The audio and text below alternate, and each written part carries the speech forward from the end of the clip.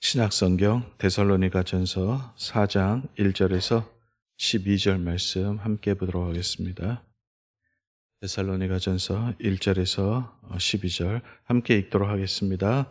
그러므로 형제들아 우리가 끝으로 주 예수 안에서 너희에게 구하고 권면하노니 너희가 마땅히 어떻게 행하며 하나님을 기쁘시게 할 수 있는지를 우리에게 배웠으니 곧 너희가 행하는 바라 더욱 많이 힘쓰라. 우리가 주 예수로 말미암아 너희에게 무슨 명령으로 준 것을 너희가 아니니라. 하나님의 뜻은 이것이니 너희의 거룩함이라. 곧 음란을 버리고 각각 거룩함과 존귀함으로 자기의 아내에 대할 줄을 알고 하나님을 모르는 이방인과 같이 세욕을 따르지 말고 이 일에 분수를 넘어 형제를 해하지 말라.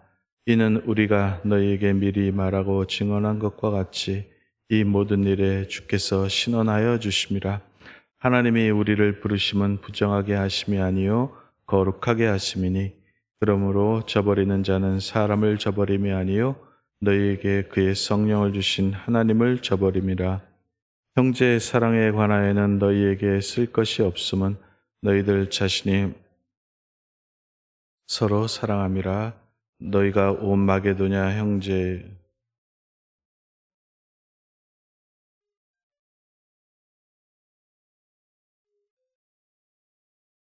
조용히 자기 일을 하고 너희 손으로 일하기를 힘쓰라.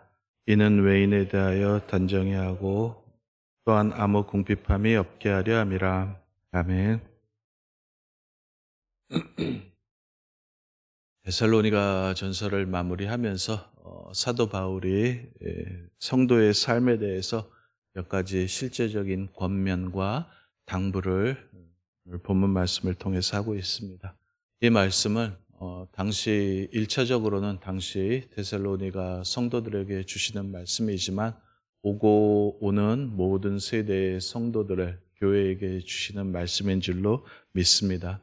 오늘 이 시대에 우리에게 하나님께서 어떤 말씀을 주실까라고 했을 때 똑같이 이 말씀을 주시리라고 믿습니다. 우리가 신앙생활을 하는데 제대로 된 신자라면 그리고 우리가 신앙생활을 제대로 하고 있다면은 이런 마음의 소망, 이런 바람이 우리의 마음 속에 있을 것입니다.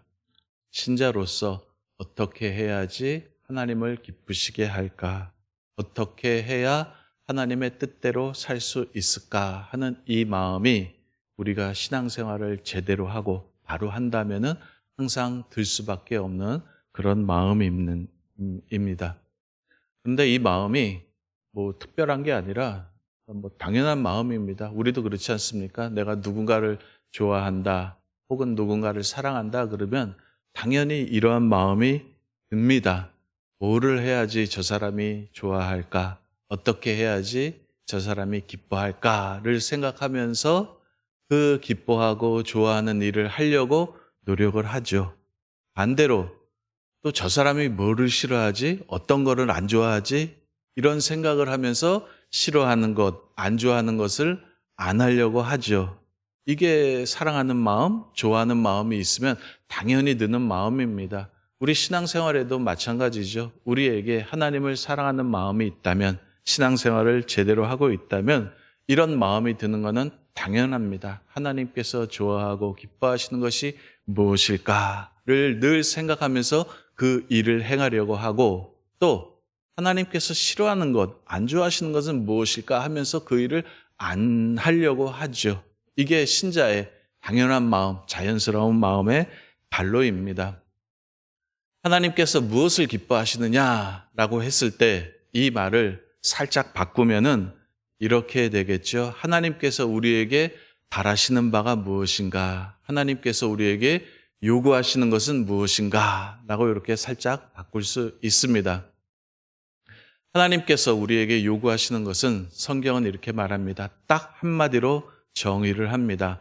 거룩이라고 말을 합니다. 하나님께서 우리 신자들에게 원하시는 것, 그의 백성된 자들에게 바라시는 것은 거룩이라고 한마디로 말씀을 합니다. 한자로 얘기하면 성결이라고 표현할 수 있겠죠. 오늘 3절에 보면 이런 말씀 나오죠. 하나님의 뜻은 이것이니 너희의 거룩함이라. 예, 이런 말씀 나오고 7절에도 나옵니다. 하나님이 우리를 부르심은 부정하게 하심이 아니요 거룩하게 하심이니. 이래 하나님의 뜻을 한마디로 거룩이라고 분명하게 밝혀주고 있습니다. 7절 보시면 이런 말씀입니다. 하나님께서 우리를 구원하신 이유, 예수 그리스도의 그 십자가 희생으로 말미암아 우리를 구원하신 그 여러 이유들 중에 하나가 뭐냐면은 우리로 하여금 하나님의 거룩한 백성을 만드시기 위해서 우리를 구원하시는 거죠. 거룩을 본질로 하는, 성결을 그 특징으로 하는 하나님의 백성을 만드시기 위해서 하나님께서 우리를 부르시고 구원하셨다라고 사도 바울이 말씀을 하고 있습니다. 그래서 이 거룩이란 무엇이냐라고 했을 때 신학적인 정의, 학술적인 정의를 떠나서 가장 쉽게 얘기하면은 하나님을 닮는 겁니다. 하나님을 닮는 것, 하나님을 닮은 자의 품격, 이것을 거룩이라고 말을 합니다. 하나님의 성품, 하나님의 격조, 하나님의 품위, 하나님의 그 고급한 성품을 담는 것, 인격의 고급함을 담는 것, 이것을 거룩이라고 말을 합니다. 구약 성경에서 하나님을 설명하는 대표적인 표현이 있습니다. 이겁니다. 여호와루라 여호와루라 그는 자비롭고 은혜롭고 노하시기를 더디하며 인자와 진실이 많은 하나님이라. 이 표현이 구약 성경에서 하나님을 설명하는 대표적인 표현입니다. 이 표현에 따라서 이와 같은 하나님의 성품을 담는 것이 신자의 거룩입니다. 우리도 하나님의 자녀로서, 하나님의 백성으로서 누구를 담는 거예요? 하나님의 이런 성품을 담는 거죠.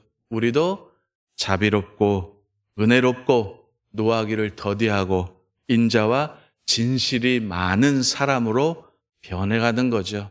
따뜻하고 넉넉하고 인자하고 친절한 이 모습, 이 하나님의 성품으로 닮아가는 것, 이것을 우리는 거룩이라고 말을 합니다. 하나님께서 우리에게 요구하시는 것이 바로 이와 같은 것입니다.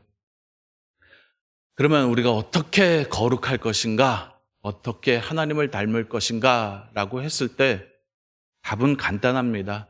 사랑하면, 좋아하면 닮게 됩니다. 인정하시나요? 사랑하면 닮아갑니다. 누군가를 좋아하면은 그 사람과 똑같이 됩니다. 친구도 그렇죠. 연인도 그렇죠. 부부도 그렇고 자녀들도 그렇습니다.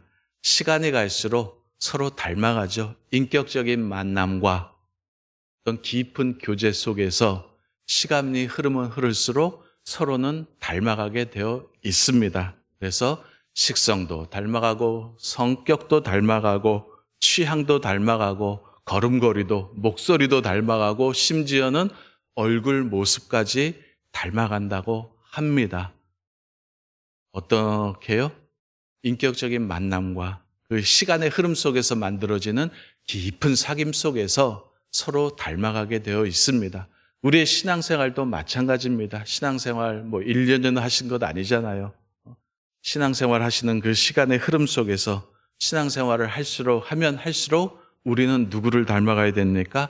하나님 닮은 모습들이 나와야 되는 겁니다. 이게 정상적인 신앙생활이고 이것이 우리가 신앙생활을 제대로 했다는 하나의 표시가 되는 거예요.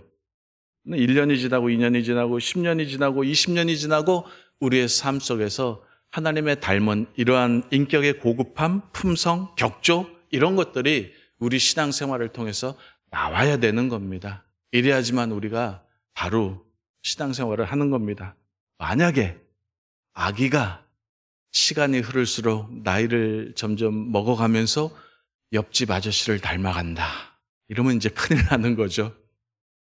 제가 말하는 이 옆집 아저씨는 사탄 마귀를 말을 하는 것입니다. 점점 우리 교회를 열심히 나오고 신앙생활을 열심히 하는 것 같은데 점점 불의, 추악, 탐욕, 시기, 분냄, 사기, 악독, 무정함, 무자비함, 이런 사탄의 속성들이죠. 이런 것들이 우리 신앙생활 속에 삶에서 나오면은 이건 뭔가 잘못된 거잖아요. 그죠? 이런 게 아니라는 겁니다. 거룩이란 하나님을 닮아가는 것, 그리고 그분의 거룩한 성품, 고급한 인격이 우리의 삶을 통해서 나오는 것, 이것을 거룩이라고 말을 합니다. 그래서 오늘 본문 말씀이 그겁니다. 우리가 처한 상황에서 우리 각자의 삶의 현장들이 있지 않겠습니까? 그 삶의 현장 속에서 처한 상황에서 거룩함을 어떻게 나타낼 것인가, 그 성결함의 실제를 어떻게 사람들에게 보일 것인가 라고 했을 때 오늘 12절까지의 본문 말씀에서 크게 세 가지를 생각해 볼 수 있습니다. 첫 번째는 뭐냐 하면은 가정의 거룩입니다. 가정의 성결함을 말을 하고 있습니다. 3절 하반절에 보면 이렇게 나오죠.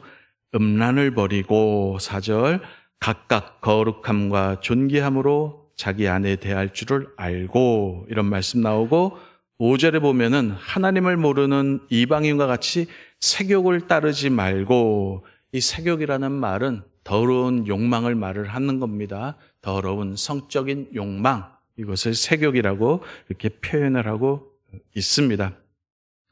요즘은 성개방이 뭐 당연하게 여겨지는 그런 시대가 됐습니다.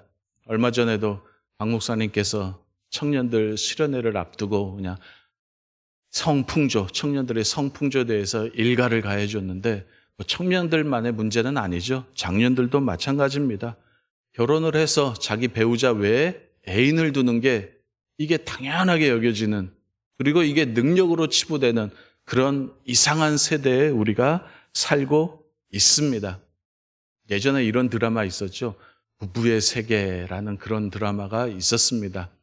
저는 볼 일이 없어서 안 봤는데 거기서 이런 유명한 말이 나옵니다. 불륜을 저지른 남자가 당당하게 이렇게 말을 하죠. 사랑에 빠진 게 죄냐? 이렇게 말을 합니다. 죄 아니죠. 사랑에 빠진 게 무슨 죄가 되겠습니까? 당연히 사랑할 수 있겠죠. 하지만 배우자를 두고, 자기 남편을, 아내를 두고 다른 사람과 사랑에 빠지는 것은 죄입니다. 이거는 죄입니다. 사랑한다고 모든 게 정당화되지는 않습니다. 개인의 자유라는 이름으로, 사랑의 이름으로 모든 것이 다 용납되거나 용서되지는 않습니다. 죄는 죄고 아닌 건 아니죠. 죄의 특성이 뭐냐면은 수치심을 모른다는 겁니다. 부끄러운 행동임에도 불구하고 이게 부끄러운 짓인 줄도 모르고 당당하게 행하는 것, 이거를 죄라고 말을 합니다. 그래서 4절 말씀에 이렇게 나오죠. 너희들은 세상 사람들과 하나님을 모르는 이방인처럼 그렇게 행하지 말고, 4절 보시면 각각 거룩함과 존귀함으로 자기 아내 대할 줄을 알고, 아내만 이렇게 대하는 겁니까? 아니죠. 남편도 거룩함과 존귀함으로 대할 줄 알아야 됩니다. 첫 번째는 이렇게 가정의 순결을 지켜내므로 거룩함을 나타내라 라고 이렇게 말씀을 하고 있습니다. 두 번째는 형제 사랑에 대해서 말씀을 하고 있습니다. 형제를 사랑하는 것으로 너희의 거룩함을 드러내야 한다 라고 말씀을 합니다. 9절에서 10절 말씀입니다. 형제 사랑에 관하여는 너희에게 쓸 것이 없으면 너희들 자신이 하나님의 가르치심을 받아 서로 사랑함이라. 여기에 대해서 너희들이 잘하고 있으니까 계속해서 그렇게 하라 하는 그런 말씀입니다. 아마 이 데살로니가 교회는 교회의 어려운 자들을 잘 돌봤던 것 같습니다. 이 일은 너희들이 잘하고 있으니까 서로 돕고 서로 사랑하는 모습으로 너희의 거룩함을 보여라. 계속해서 그렇게 해라 하고 칭찬을 하고 있는 그런 대목이고요. 이제 11절, 12절에 보면 세 번째로 기독교 신앙을 잘못 이해해서 주변에 민폐를 끼치는 것에 대한 경고가 나옵니다. 11절 말씀이 이렇게 되죠. 또 너희에게 명한 것 같이 조용히 자기 일을 하고 너희 손으로 일하기를 힘쓰라, 이런 말씀이 나오는데, 이 말씀이 나오게 된 구체적인 배경이 뭐냐 하면은 이 당시 초대교회에는 예수님이 금방 오실 줄 알았어요. 자기 시대, 내가 살아있는 동안에 예수님께서 재림하실 것이다, 이렇게 생각하는 사람들이 많이 있었습니다. 그래서 그 가운데 일부 사람들이 예수님 곧 다시 오실 텐데 일하면 뭐 다나 해서 직장 다 팽겨치고 그냥 무의도식하면서 그렇게 교회에서 생활을 하는 겁니다. 이런 사람들이 교회에 일부 있었는데 문제와 분란을 일으키니까 사도 바울이 이런 권면을 하는 것입니다. 도대체 예수님이 오신데 일하면 뭐 되나 하고 다 자기 일상을 이렇게 팽겨쳐 놓는 사람들에 대한 경고지요. 근데 이게 반쪽은 맞아요. 예수님이 곧 오신다. 이거는 맞는 말이잖아요. 그죠? 신학적으로 정확한 옳은 말씀인데 뭐가 잘못된 거예요? 뒤에 적용이 잘못된 거죠. 일해서 무엇 하나. 적용이 잘못된 겁니다. 신학적으로는 맞아요. 성경적으로 맞는데 뒷부분 일해서 무엇 하나. 이게 이제 잘못된 적용이죠. 예수님께서 곧 오신다. 그때까지 나는 할 일 하겠다. 예수님께서 언제 오시든지 간에 나는 나에게 주어진 일을 감당하겠다 하는 것이 예수님의 재림을 기다리는 사람들의 참된 태도지요. 언제 오시든지 간에 나는 나에게 주어진 일 열심히 하고 있겠다. 이게 바른 태도입니다. 그런데 이 사람들은 어떻게 해요? 나 안에 직장 관두고 교회에서 혹은 기도원에서 기도하면서 주님 맞을 준비를 하겠다. 이런 적용이 잘못됐다는 거예요. 이게 신앙이 좋은 게 아닙니다. 이거를 민폐라고 합니다. 교회에 민폐가 되고 사회에도 민폐가 되는 그런 행동이죠. 신앙의 이름으로 예수님을 믿는다는 그 이름으로 행한 민폐가 되는 거예요. 본인이 볼 때는 좋은 신앙의 표현일지 모르지만 다른 사람들이 볼 때는 민폐죠. 왜 민폐냐? 며칠 예수님이 안 오시면 그거 어떻게 해요? 돈 꿔야 되잖아요. 그죠? 먹고 살아야 되잖아요. 그죠? 일 안 하는데 어떻게 먹고 살아요? 꿀 수밖에 없잖아요. 돈 좀 꿔줄래? 이것도 한두 번이지. 그리고 예수님 재림하시는데 갚을 필요 있을까요? 없을까요? 이거 안 갚겠다는 말이에요. 꿔주지 마세요. 이거 안 갚겠다는 말입니다. 이게 민폐가 되는 거예요. 그죠? 그래서 사도 바울이 하는 말이 11절이에요. 조용히 자기 일하고 너희 손으로 일하기를 힘쓰라. 쓸데없이 돈 꾸러다니라. 이런 거 하지 말아라. 어려운 건 어쩔 수 없지만 괜히 신앙을 핑계대가지고 이런 거 하지 말고 열심히 일해서 하나님께서 너희에게 맡겨주신 일, 주님 오실 때까지 그 일 감당해라. 라고 바울이 말을 하고 있습니다. 우리의 신앙이 우리가 속한 사회나 공동체 속에서 건강하고 건실하게 또 존경받을 수 있도록 그렇게 표현이 돼야 됩니다. 그렇죠? 우리의 신앙이 이상하고 주로 이단들이죠. 이상하고 기이한 모습으로 나타나는 게 아니라 어떤 극단적으로 나아가면 이건 좋지를 않고 우리의 신앙의 표현들이 있지 않습니까? 그 신앙의 표현들이 건강한 모습으로 진실된 모습으로 존경받는 사회에서도 존경받는 그런 모습들로 표현할 수 있도록 그렇게 우리가 노력을 해야 되는 거죠. 오늘 말씀의 결론은 이렇습니다. 하나님께서 우리에게 원하시는 것은 거룩입니다. 성결입니다. 이것이 여러분들이 처한 그 삶의 현장에서 어떻게 표현되어야 하는지는 여러분들이 각자가 고민을 하시기를 바랍니다. 그리고 그 거룩함을 우리의 삶의 현장에서 잘 표현할 수 있도록 그렇게 지혜롭게 그렇게 표현할 수 있는 그런 삶을 오늘 하루도 살 수 있기를 주님의 이름으로 바랍니다. 기도하겠습니다. 자, 말씀